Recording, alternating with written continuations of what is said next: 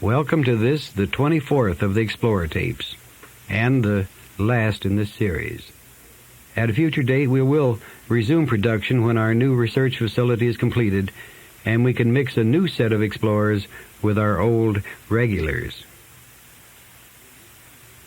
In this summary, we thought it appropriate to do several things. The first is to describe our laboratory setting, the environment from which the Explorer material originated. First step, that our setting be reasonably remote from any large clusters of humanity, such as a city. We cannot prove that an interference factor is present in such concentrated areas of human mental conflict. There are simply too many variables. However, all of the people we have worked with obtain far better results in a pastoral or country location. It may be simply the relaxing effect of being close to nature and perhaps fresh air.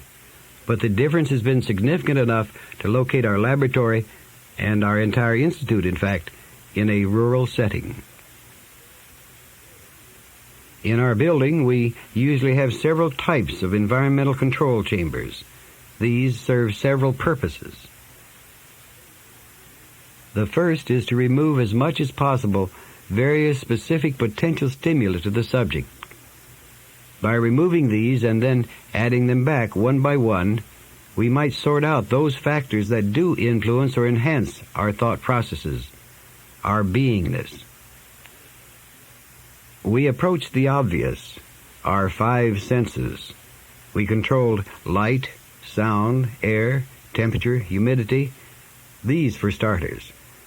With a sense of touch, the most difficult, we used soft water beds, and even on occasion an analgesic salve over the entire body.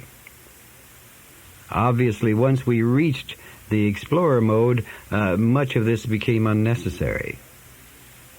We also reduced RF, or radio frequency, and magnetic radiation input to these various chambers by shielding.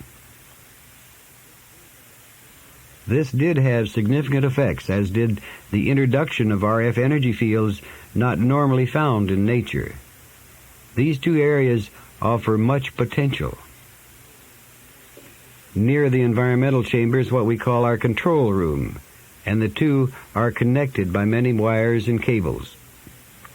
The control room houses all of our sensitive equipment, both to receive data and information from the Explorer subject in the test chamber, but to inject different types of signals to the Explorer as needed. Originally, we went to great lengths, and sometimes still do, to receive EEG or electrical brainwave readings from the subject. We also monitored many of the typical body conditions such as heart, respiration, temperature, blood pressure, and so on. Sometimes it would take over an hour just to attach sensors and electrodes to the subject. With experience, we found that most of what we wanted to know, that is, the state of consciousness of the subject, could be seen by electrical changes in the body. These changes were in total body voltage, actually minute changes, rather than GSR, or galvanic skin response. Therefore, we used principally this method of measurement, which required the use of only 2 or 3 electrodes. Either laziness or time was the main factor. I'm not sure which. The explorers themselves, the first ones, were a product of typical subject selection. That is, those who were available and willing. In other words, we used what we had. In terms of background, they included a wide variety from clinical psychologists and physicists to secretaries and farm help. Later, we began to use various testing procedures to eliminate unlikely prospects, which may or may not have been valid. Now, we have reached the general opinion that anyone can be an explorer, in our sense of the term, if the value systems can be self-adjusted. But that takes a lot of work and a lot of patience, and most people don't have that kind of patience. A typical explorer session was usually conducted by appointment. For the most part, each came at a time when another explorer was not present. Thus, there was little, if any, social interaction. In fact, most did not know one another personally, not at all. Therefore, the possibility of cross-contamination of information was very low. The appointment factor in itself proved very interesting in one case. This particular explorer that we had, a woman, usually came on Wednesdays at 5 o'clock. And as it was the custom, she had 4 helpers who assisted her in moving into the out-of-body state. On this particular Wednesday, she canceled her appointment, and we promptly forgot all about the fact that she was due to be there. In the interim, a visiting psychologist, also a woman, appeared on the scene and asked to be shown around the laboratory. And so we did. And of course, the natural thing to do was to put her in one of the booths and let her experience some of our hemisync process. We did this, and after about 10 minutes into the session of her lying in the darkened booth, listening to the hemisync, her voice came through the loudspeakers, and she asked, is there supposed to be anyone in here with me? And I responded quite naturally and said, why, no. And she said, well, there are 4 people in this booth with me. And so I asked her, well, who are the people in the booth? And she responded, I don't know, but 2 of them are arguing about something. And I asked her, well, find out what they are arguing about. And she waited for a moment. She says, they are arguing whether to pull me out of my body or not. Suddenly a great light dawned on me, and I looked at the clock, and I laughed. It was about 5 minutes after 5 o'clock. And I remembered the missed appointment of our explorer, and remembered that her helpers were 4 in number. It was a most interesting effect. Which brings up a point. These helpers must have some sense of time, else why the mix-up? Just one of those many paradoxes we've encountered. Well, as you know, the Explorer tape recordings are the voice or audio track of the verbal exchange between the explorers in the isolation chamber and the monitor in the control room. Other recordings generally were made simultaneously of the biological instrumental readings of the session for later evaluation. No drugs or medication was used during any of the sessions. The thing you need to understand now is that the Explorer tapes, as you know and heard them, are but a small part of the total. Most of the session was another kind of exploration, usually very tedious and tiresome. Here's an example with TC. A lower tone to a higher tone, and back to a lower one, and back to a higher one, and so on, oscillate between higher and lower tones at a 4 hertz rate. With a 4 hertz separation. No, not with a 4 hertz separation, but that... A wave upon the 4 hertz oscillation. So that you run up and down from a higher to a lower frequency 4 times in a second. Yes. Sweeping frequency at a 4 hertz rate, up and down, which would produce a warbling sound. Yes. That this would be very effective. And I have the idea that the frequency range would be rather large. You know, it wouldn't just be over a very short frequency range, but enough that you could hear a very distinct warbling. Should the pulsing or the warbling of that frequency at 4 hertz, should it be a sine wave, a square wave, a sawtooth? Is there any difference?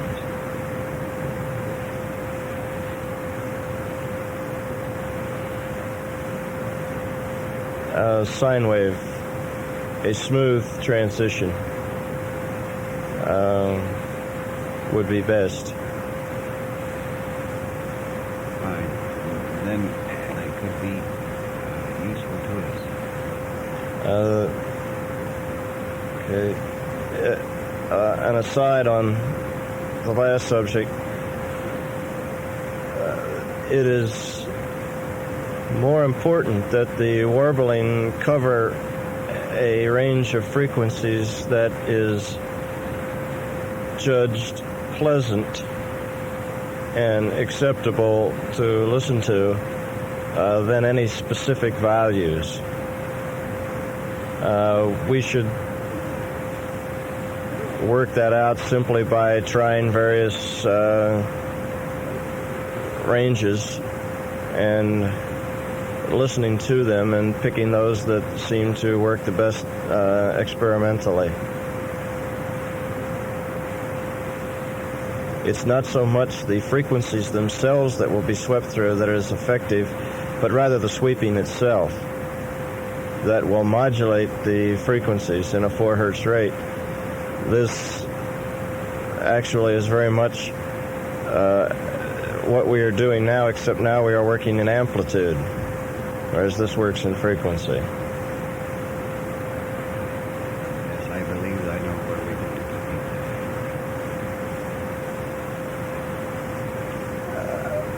After the 4 hertz theta region is developed in a subject, and they indeed are encouraged into a theta altered state. From this point, other frequencies will have effects that are quite different than those same frequencies would have before a person passes this point. Oh, anything that's comfortable. The beats are more important than the carrier. The carrier can be up to 1,000 hertz or so. Anything that's comfortable, anywhere from 150 up to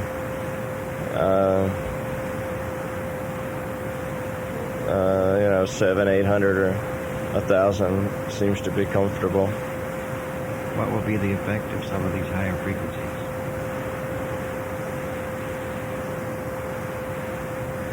They will encourage resonances of a more subtle nature that become available after a person has predominantly gone to theta.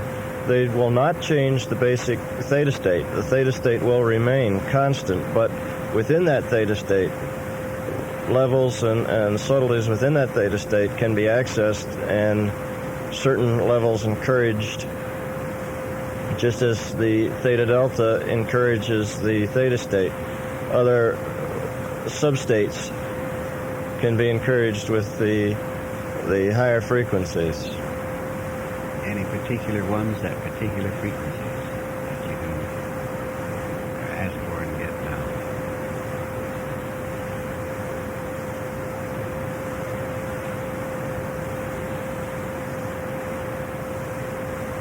Particular frequencies that will get particular states. I see a sequencing. They seem to travel in 25s, such as 25, 50, and then 100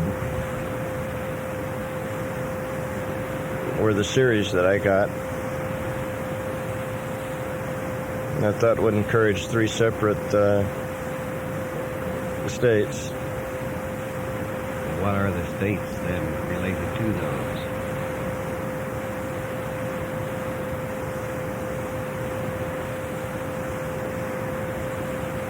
After 100, they continue. They go to 200, and they go up by hundreds then, 200 and 300 and like that.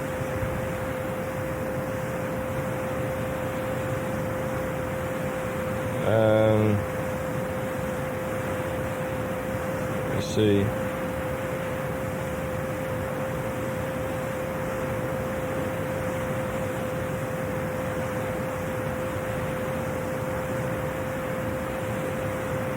Encourage the higher frequencies will encourage a larger degree of awareness, a larger degree of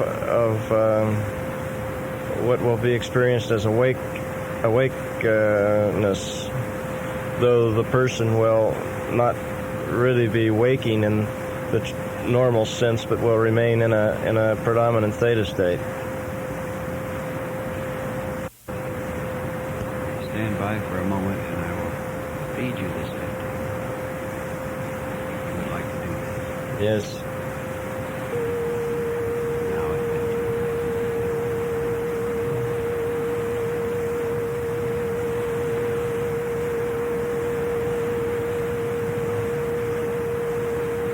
That seems to generate a great deal of heat.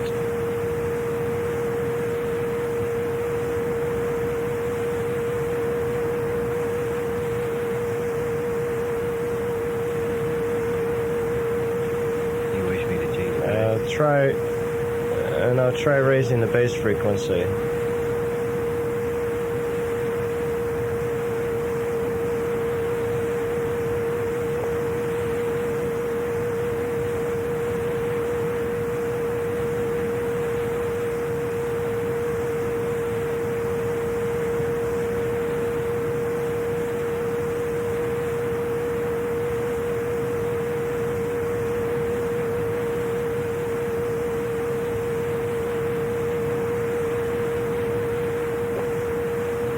Very good.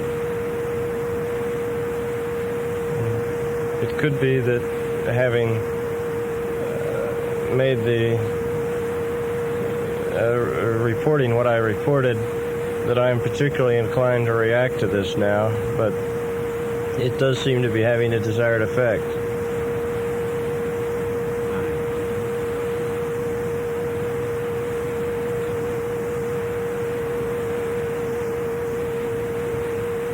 It really suppresses the body and kind of wakes you up.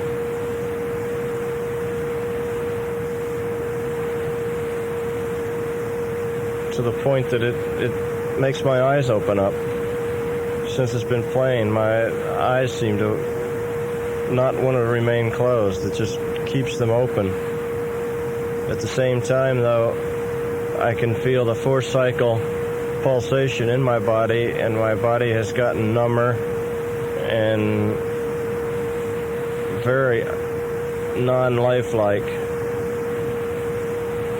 It seems to be suppressing the body awareness and heightening the mental awareness.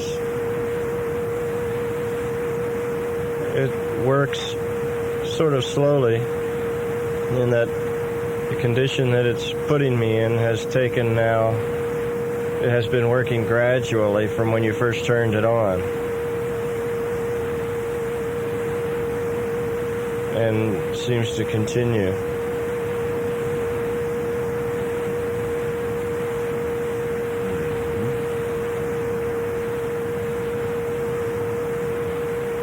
Interesting to see how others react to this.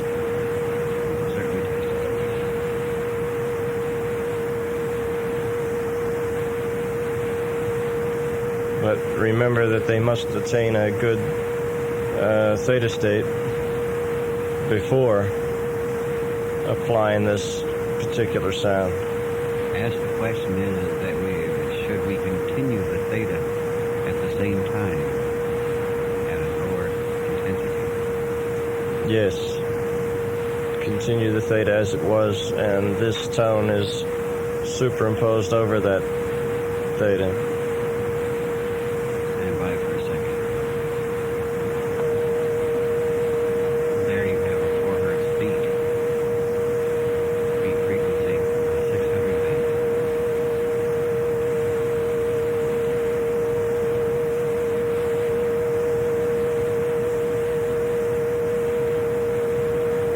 While you were working on that tone, the effect of the first tone seemed to about settle out. It didn't seem to continue to get any stronger as far as its effect.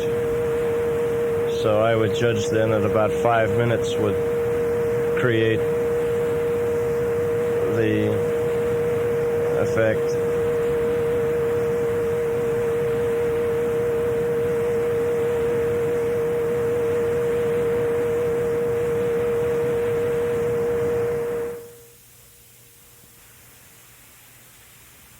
Hours upon hours were spent in patterns such as this or in other areas. For the Explorer tape releases, we used only segments we felt were of general interest. were long enough to establish a theme and were not interspersed with material of a personal nature. Here are shorter, unrelated bits and pieces for your consideration. And we've been discussing the mind and how it works. It's like I met him and he said we're going to talk about the mind. And that just brought all sorts of questions. What is the mind? How does it work? How do we think? How do we perceive? Where do we come from? And he was describing the mind as circuits which receive information all the time, whether we're aware of it or not. And then as we ask questions and as we what we call think, we are really forcing different circuitry in the brain to function. And as that happens, various thoughts come out, various ideas come out.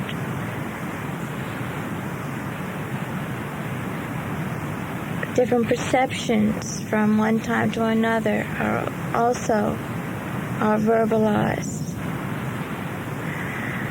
And then I asked him, well, that's fine for what's happening to man now or people now, but where did the first brain come from? Where did the first person come from? And he started talking about energy systems. And I said, but energy systems, I mean, you're really telling me that they created a mind? And he's saying there is one universal mind, like a mastermind. And the universe as he describes it in this level, in this reality, is energy, a bombardment of energy. And as this energy bombarded one another, got intertwined, got intermixed,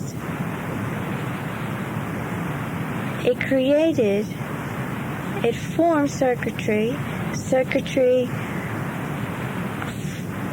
seemed to, or appears to have formed a mind, a mastermind. And this mastermind has developed personalities from combinations of circuitry out of this mastermind.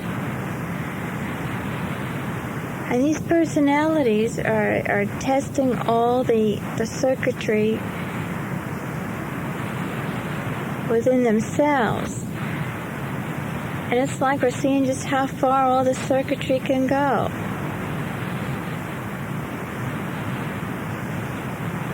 It might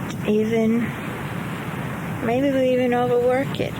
But it seems like there's a lot of potential, there's a lot of combination of energy, bombardment,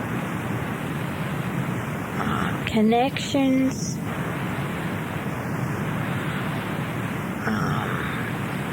and that's what we're all about. Our mind is a bunch of circuits. Yeah, it's a bunch of circuits that originally were formed by energy, different levels of energy, different types of energy bombarding one another. What kind of energy?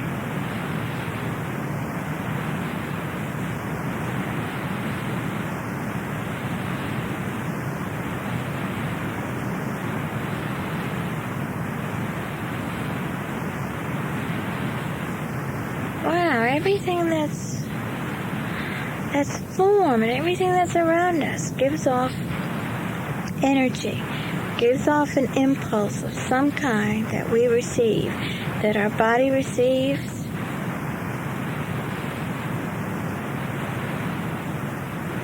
that affects the circuitry. And there's no such thing as an isolated, atmosphere where you don't receive this. You may form an atmosphere where you only receive one or two kinds of impulses, which makes it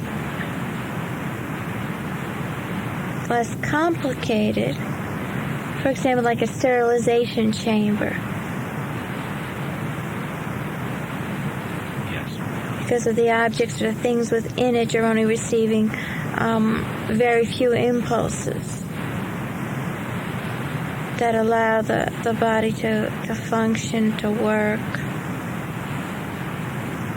Wow, I'm getting a lot of input and I can't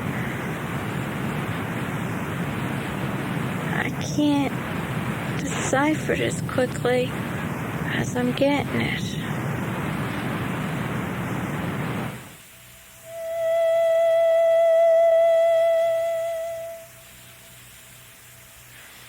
Ask him if our understanding of brain-mind from his viewpoint where he is now is anywhere near accurate.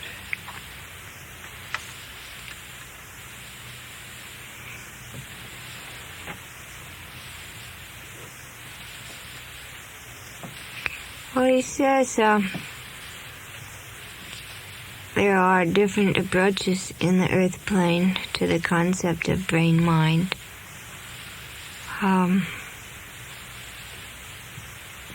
Some more accurate than others, but that man has more than one mind. He has one brain, but he has more than one mind. There's a mind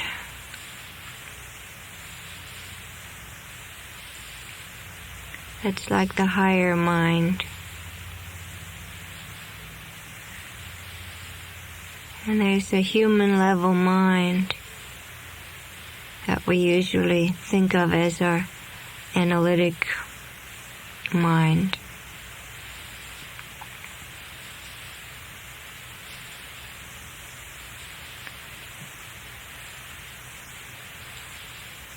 And that the brain itself is a storehouse, like a computer.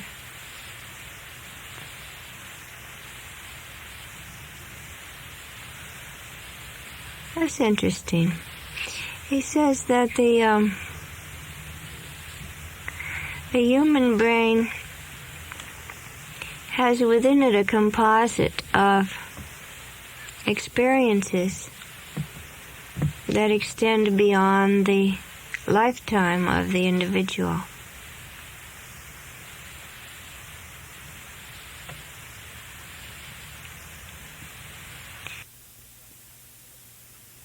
We've come to the end of this side of the cassette, so turn it over and we will continue on the other side. We will continue on the other side of the cassette.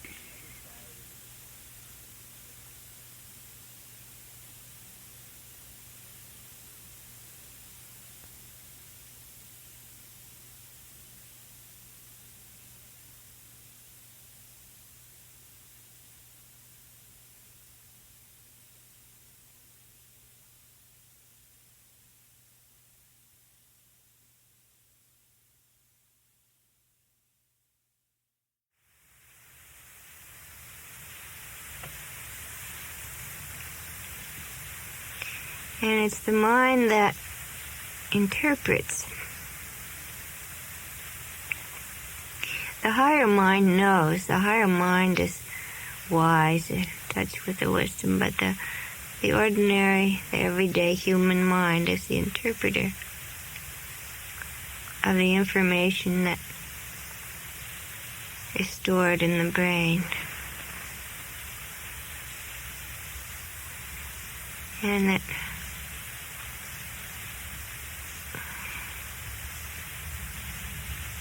sometime man may discover a way to tune into that storehouse of information, just like it has been discovered a way to tune into the stored memories of a lifetime, throughout the lifetime.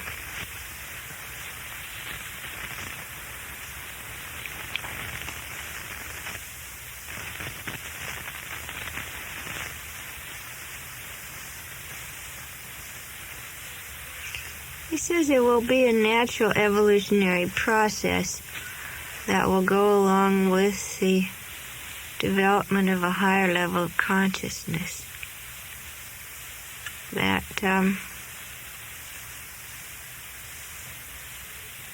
some of the attempts at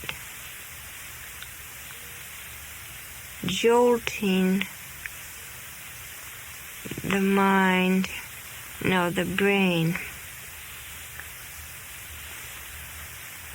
by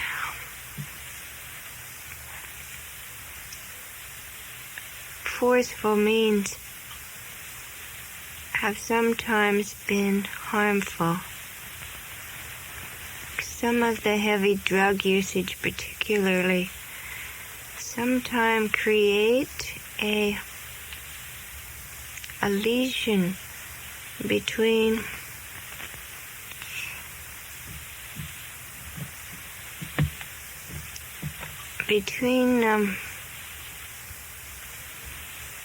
the memory bank in the current short-term, even long-term human memory. And the lesion is something that, it's like a leakage, so that some of these things would leak through, but not in an organized, sensible fashion, creating apparent psychotic episodes.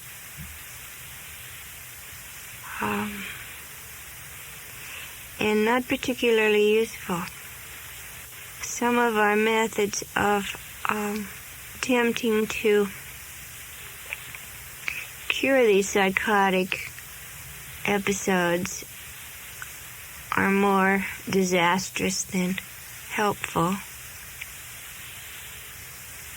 But other more gentle, particularly in terms of drugs he's talking about, with just a kind of gentle understanding, patience, the kind of reaching out to the person on an unconscious level. Some of these scars may be healed. And in the case of psychotic episodes, it's more useful to the individual to heal over these leakage spots than to try to pry them open further. Because if we allow the patterns, say in a more normal brain, if we allow the patterns to develop in their own way, there will be spontaneous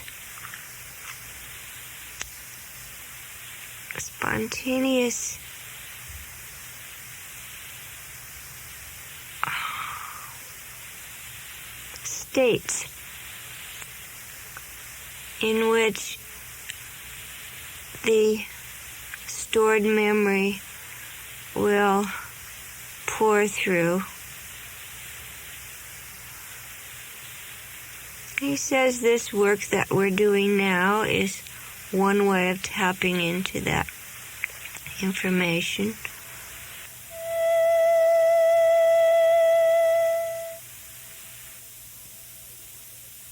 And in spite of the bad quality of the recording, we think you'd like to hear The Final Visit with Miranon.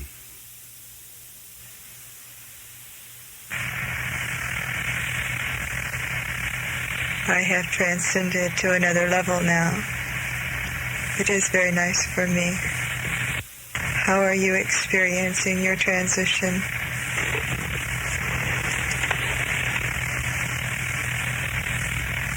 You have the potential at this point to bring into harmony all of the physical forces that have caused you much pain.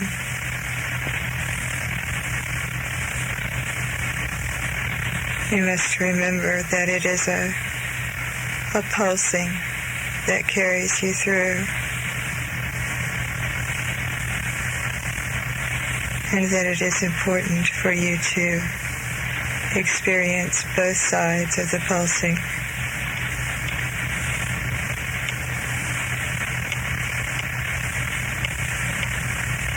It is very different for me now.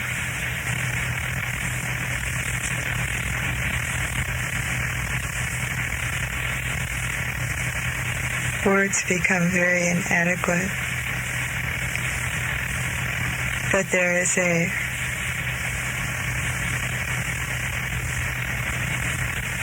greater recognition of the work I have before me and of the work that I have done.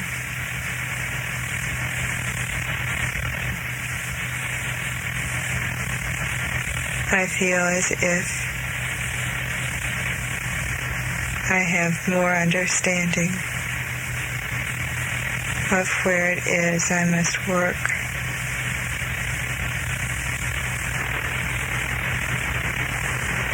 I am working at this point in achieving a greater harmony within the consciousnesses that make up my particular being. I had started working on this before I crossed. I had not understood the full scope of what it was I had to do.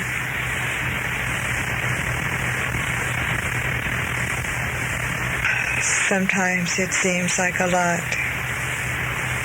but I know that it will be accomplished.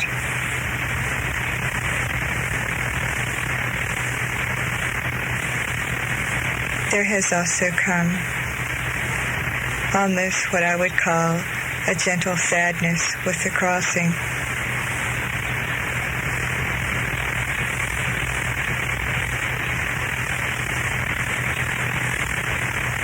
And I know that that will become modified as I adjust to the changes.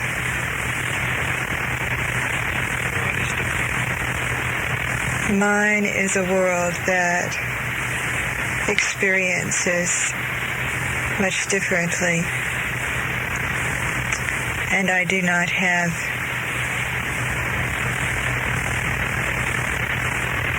a body. I am almost as light, and before I made the transition, mine was a world that vibrated in a very light and beautiful color.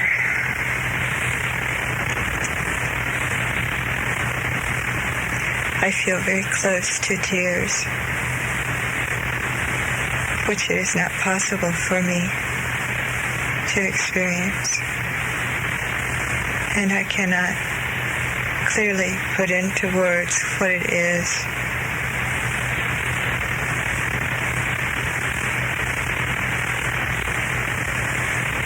But now my world is very different. Perhaps it is as if you were to have to leave your mountains and know that you would never experience them again.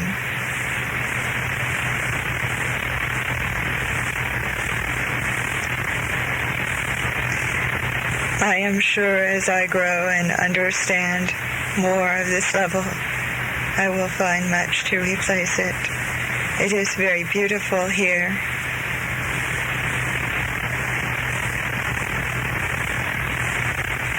And I have more awareness of the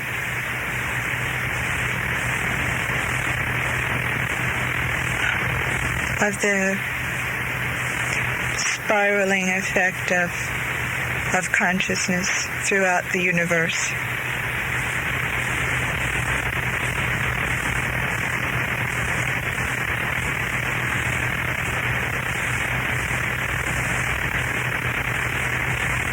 Does it become easier or more difficult for you to reach back and communicate with us here?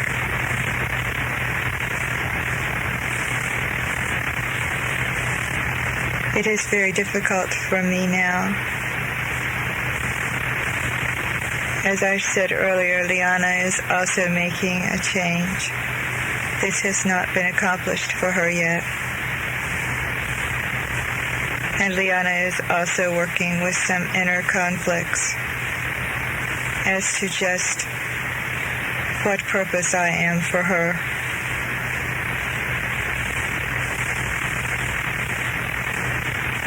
And this she must resolve for the contact to be meaningful for her.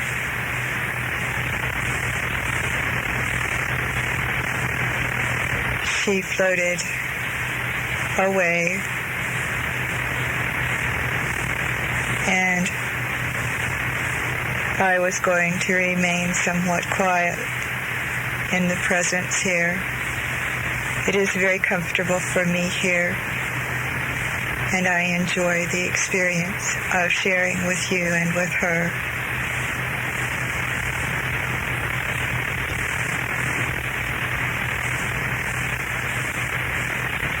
I send you much love. And I do. As our experience broadens, we learn that each part of our growth adds to the evolvement.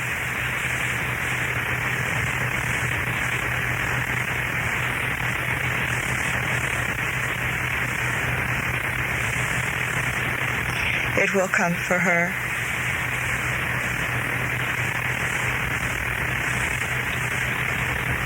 Much has happened for you and for all of us. Goodbye, Ashanin. Thank you, Miranon.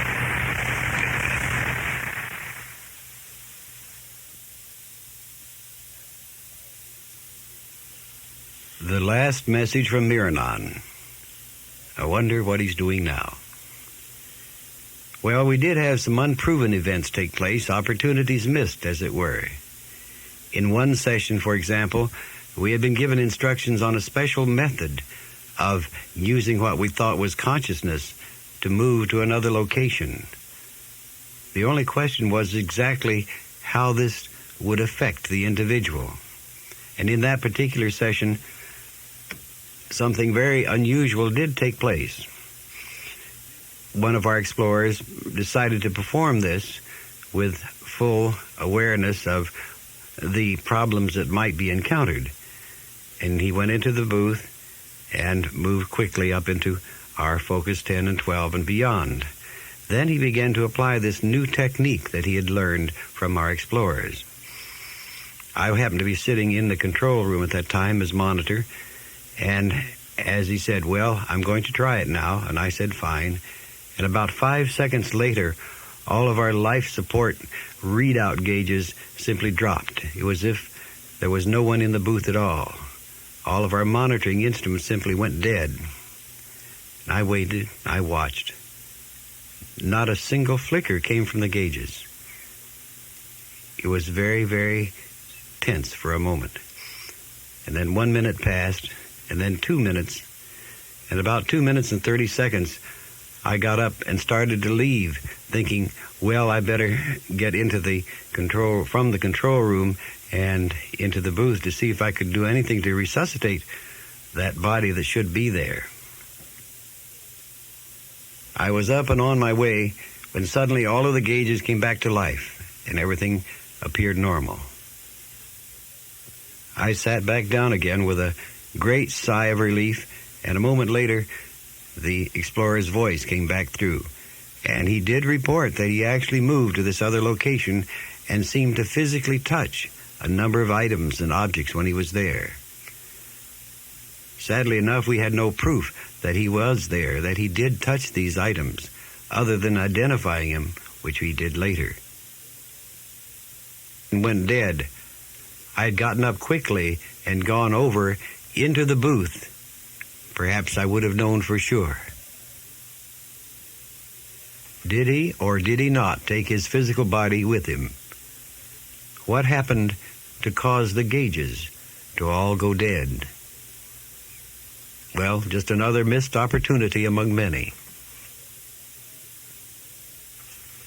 But what have we really learned to date from the Explorer sessions? Aside from the awe-inspiring cosmological concepts presented, and that's certainly a monumental aside, what struck us as truly profound was the evidence of a technology being used, the product of a science, knowledge, training, intellect, call it what you will, so far beyond or different from any present level of our understanding that we felt inadequate and challenged at the same time. There were different methods or techniques used which seemed dependent upon the handling of specific areas, switching channels, as it were, because of the need to be specific instead of general, or to let the explorer read from a page, or to repeat what she hears, or to experience and report, sort of a video instead of audio, or simply because one method had too much interference or distortion to be usable, so the helpers switched to another frequency. What were these explorers trying to describe? Certainly not colored lights as we know it. Certainly not heat and cold. A technology? What else? So there you have it, the story behind the explorers. All are still alive and well. Obviously, their experiences as subjects significantly changed their lives. It couldn't be otherwise. At this point, we do hold to the substantiated belief that anyone can be an explorer. All it takes is an ability to make a shift in consciousness, to accept at the least possibility that you are more than your physical body, that you can and do exist in energy systems that are not limited to time, space, physical matter, that you can reach and communicate with intelligence beyond your physical consciousness. Call it what you will. Another part of you, your higher self, your soul, your helpers, guides, angels, non-physical friends and loved ones, God and intermediaries. That is for only you to determine in your own ultimate truth. You and no one else. Especially this gatekeeper. This is Robert Monroe saying, I'll see you around, I hope.